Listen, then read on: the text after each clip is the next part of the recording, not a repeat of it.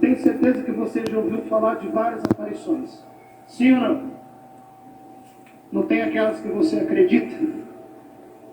Não tem aquelas que você desconfia? Não tem aquelas que você fica pé atrás? Como discernir? Então vamos lá.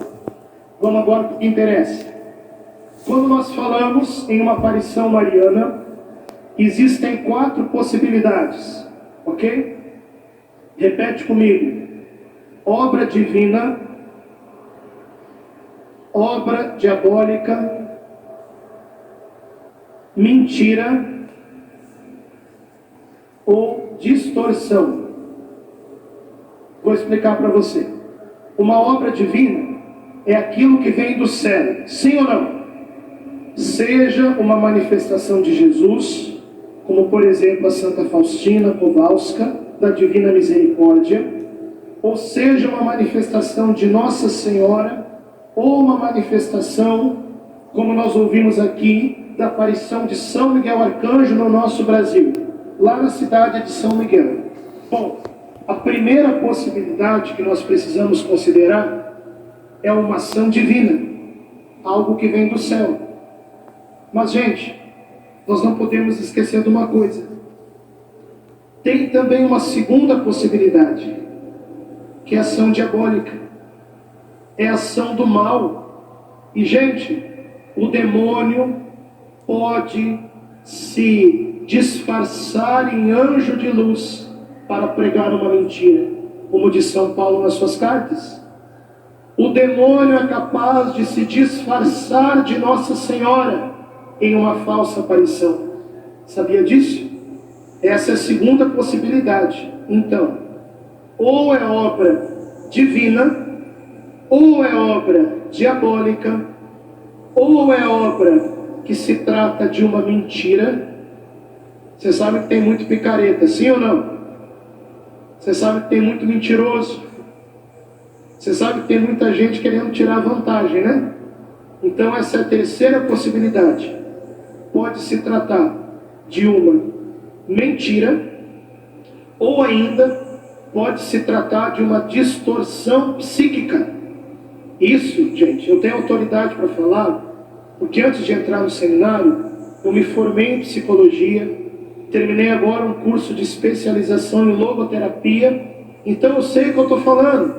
Pode haver quadro de gente que tem, diagnósticos e quadros de esquizofrenia, de psicose, de histeria, pessoas que querem chamar atenção sobre si mesmo. E veja, não é que a pessoa está mentindo. A pessoa pode estar tendo um delírio, uma alucinação. Está entendendo? Olha, gente, vocês não fazem ideia quantas pessoas me procuram na minha página, no YouTube, e dizem que estão conversando com Nossa Senhora. Maioria, tudo maluco.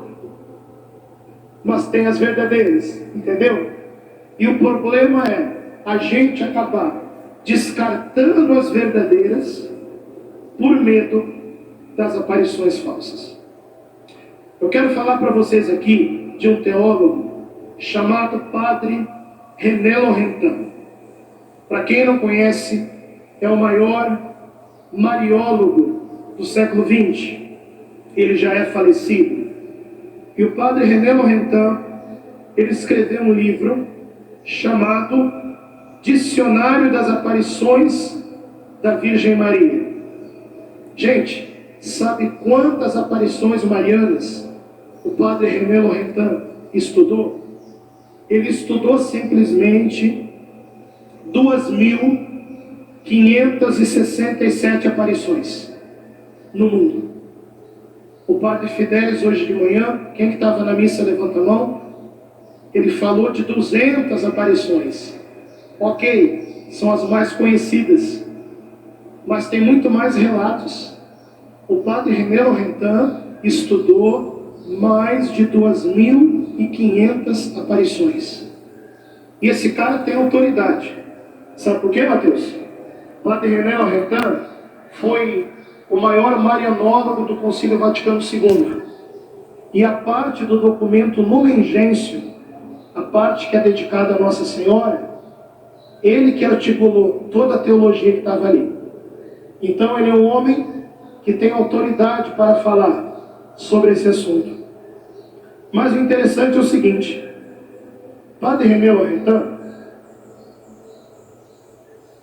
ele não entrou nesse caminho porque ele tinha uma grande devoção às aparições. Ele diz assim, ele diz que ele começou a investigar as aparições porque ele queria denunciar as aparições falsas. Aí ele disse assim: fiz investigações em diversos lugares de aparição, com a finalidade de denunciar. Agora olha o que ele diz: mas os resultados das investigações foram positivos, muito mais frequente do que se pensava.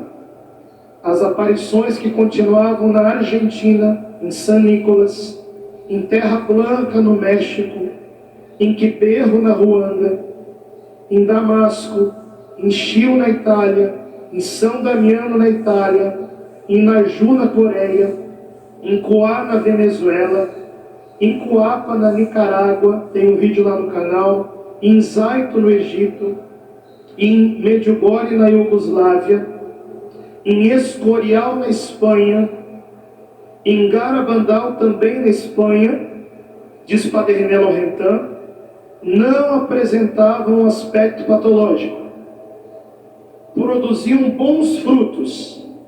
Agora, olha só o que ele diz: se minha pesquisa evidenciou algumas aparições ilusórias ou desvios, a maior parte não mereceu o mar de lama que foram jogados. E aqui, gente, o Padre René Loretan está falando de gente de dentro da igreja, tá certo?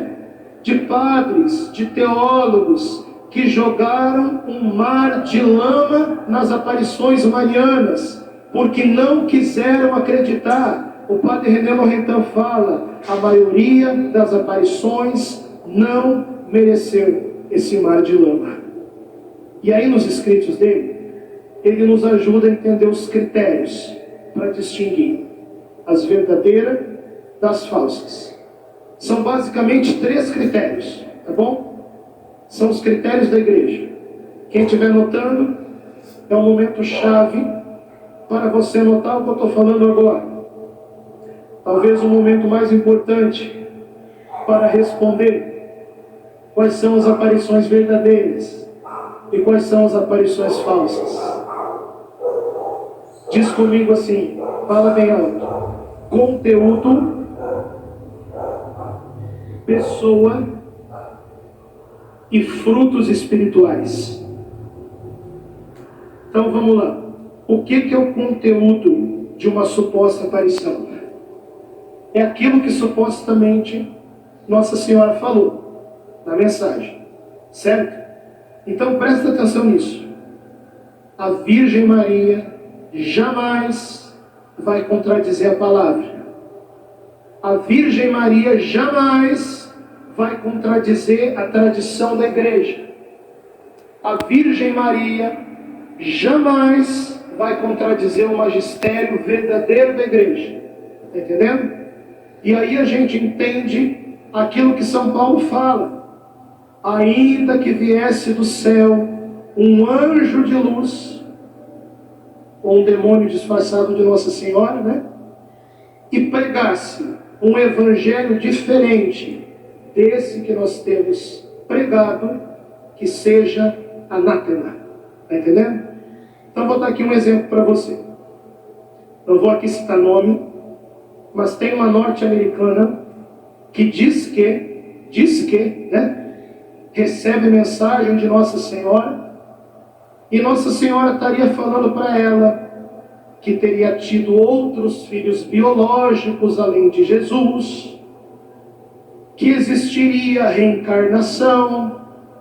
Pergunto para você, esse conteúdo é católico? Foi Nossa Senhora que disse isso? Não foi. Por quê? Porque o discernimento dessa mensagem já caiu no primeiro critério, que é o critério do conteúdo. Está entendendo?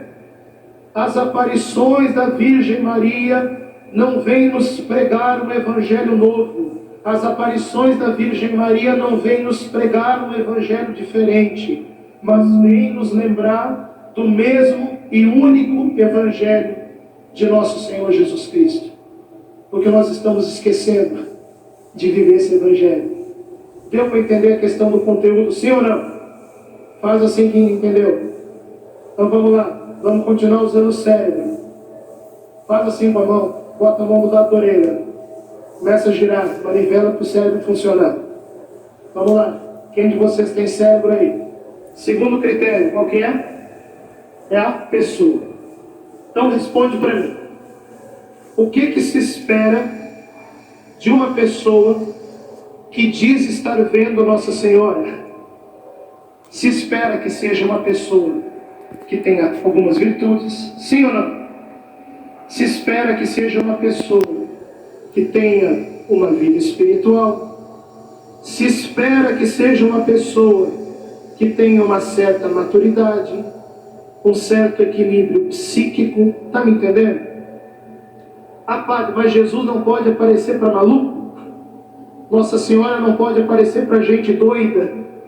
Olha, até pode, mas daí é uma experiência pessoal, entendeu? Nós estamos falando aqui sobre um critério de credibilidade perante a igreja. Entende o que eu estou falando? Se você vê, por exemplo, questão que eu falei aqui da vida espiritual, Deus é livre para fazer o que Ele quer, claro. No Evangelho, Atos dos Apóstolos, Ele apareceu para São Paulo, quando São Paulo perseguia a igreja e matava cristão. Então Deus é livre para fazer o que Ele quer. Mas eu estou falando aqui de critério de credibilidade.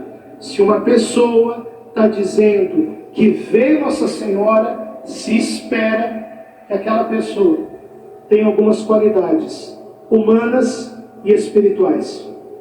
Entendeu o segundo critério? Faz assim quem entendeu? Ok. Bota a mão na orelha. Agora a orelha do outro lado. Funcionar o outro lado sério. Vai. Gira a manivela para funcionar. Vamos lá. Qual que é o terceiro critério que eu falei? Os frutos espirituais.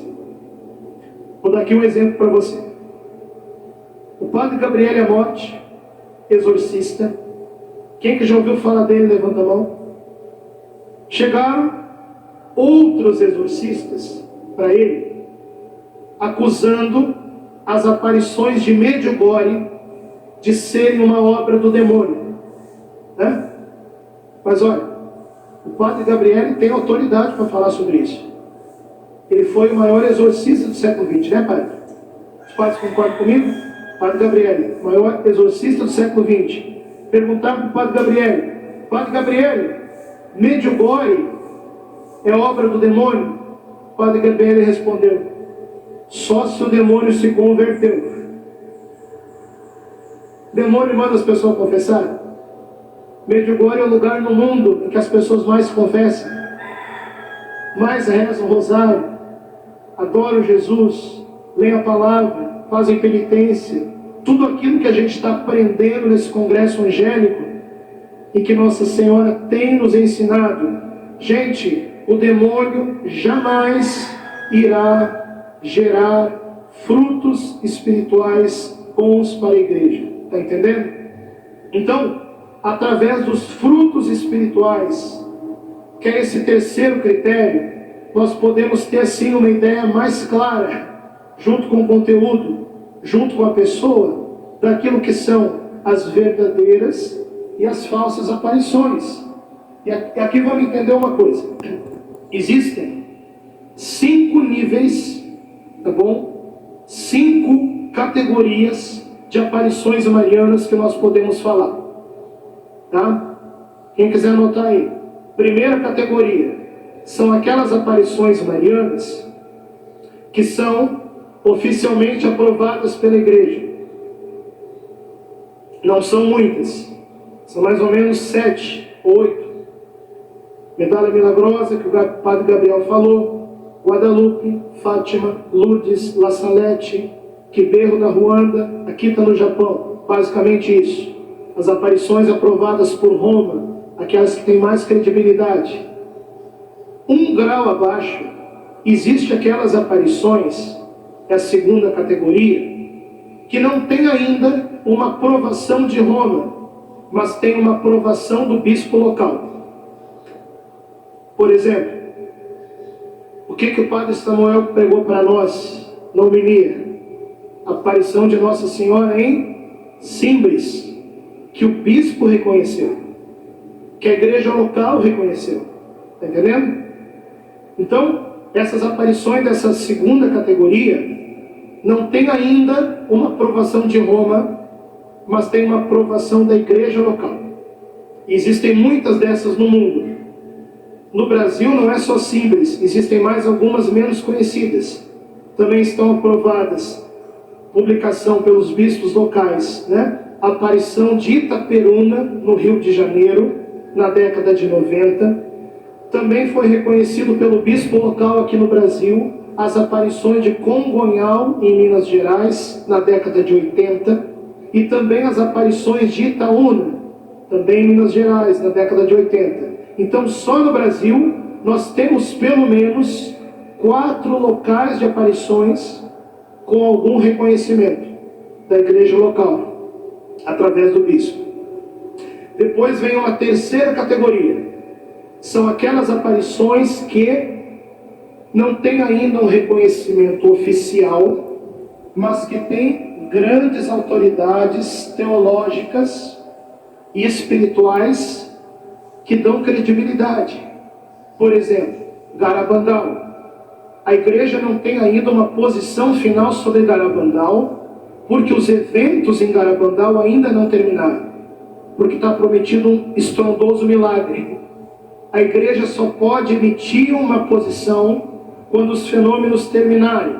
Mas quem que acreditava em Garabandal? Santo Padre Pio de Petreutina acreditava em Garabandal. Santa Teresa de Calcutá acreditava em Garabandal. Papa Paulo VI, São Paulo VI acreditava em Garabandal. Dos grandes teólogos, Rui Marinho, René Loretan, né?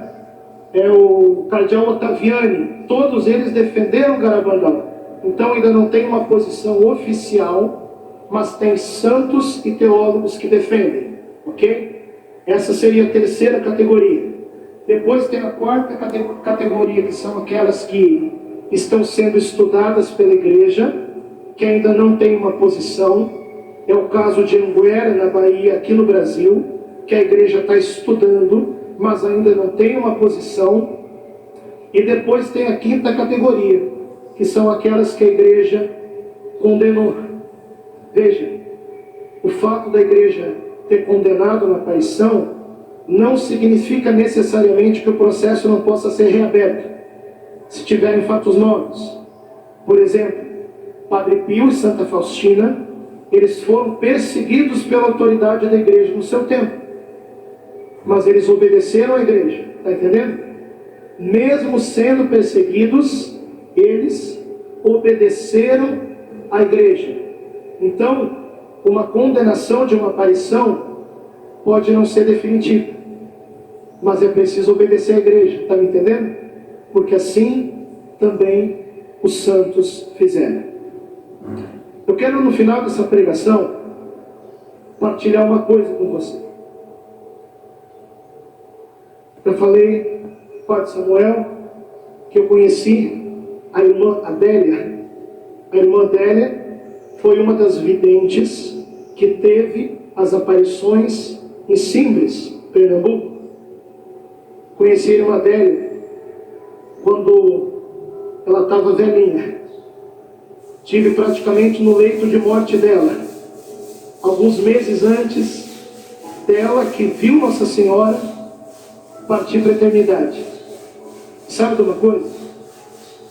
A irmã Adélia, ela me confidenciou naquele dia, do lado do leito dela, né? Algumas coisas que Nossa Senhora falou para ela, inclusive sobre o futuro do Brasil, e que eu coloquei no meu livro Segredos da Virgem Maria. Mas eu não vou entrar nisso agora. O que eu quero que você pense comigo agora é o seguinte: imagina uma graça. Que graça que é conhecer alguém que viu Nossa Senhora, conhecer alguém que viu a mamãe e poder escutar o testemunho, o relato dessa pessoa. Falei aqui da irmã Adélia. Imagina que graça que seria você conhecer a irmã Lúcia de Fátima, você conhecer os pastorinhos, você conhecer Santa Bernadette e escutar o relato dessas pessoas. Você queria conhecer alguém que já viu Nossa Senhora? Quem que queria? Levanta a mão. Quem gostaria de escutar o relato de uma pessoa assim? Eu tenho uma surpresa para vocês. Eu não falei aqui da aparição de Itaperuna, no Rio de Janeiro, nos anos 90, em que o bispo local, o Dom Roberto, na época, aprovou a publicação das mensagens? Não falei? Muito bem. Em Itaperuna, Rio de Janeiro, Nossa Senhora apareceu por um casal de irmãos, adolescentes na época, inclusive amigos do padre Roger Luiz aqui da Canção Nova. O nome dos confidentes que viram Nossa Senhora em Itaperuna: Ana Paula e Rodrigo. Eu não disse que tinha uma surpresa para vocês? Vem aqui, Ana Paula.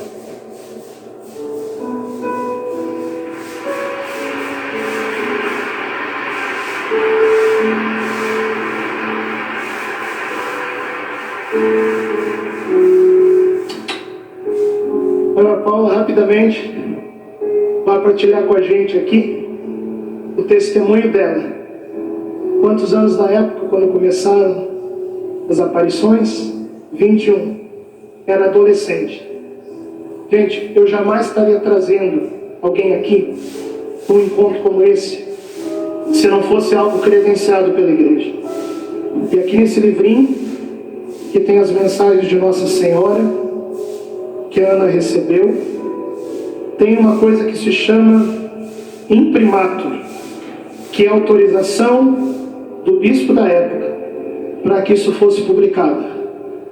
Então nós estamos aqui caminhando com a igreja e a gente quer ouvir um pouquinho, Ana, do seu testemunho de ter tido quantas aparições da Virgem Maria que você teve?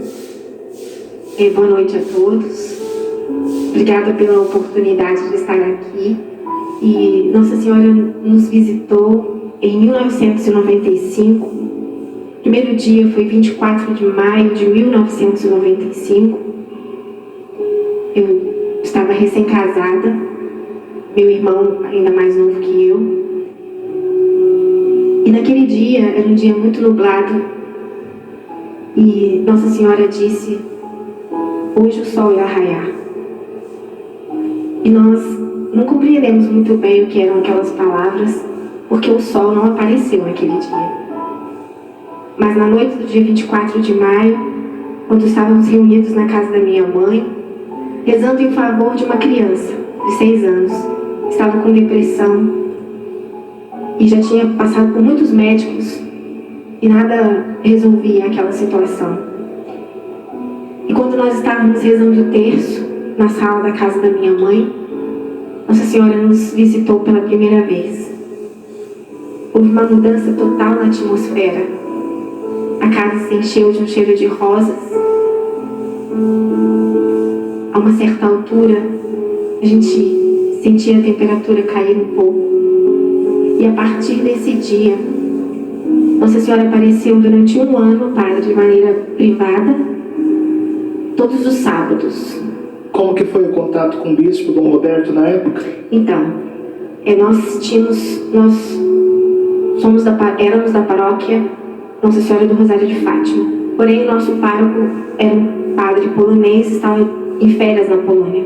E nós fomos, então, na igreja matriz da nossa cidade, paróquia São José do Havaí. E lá, Monsenhor Roberto era o pároco.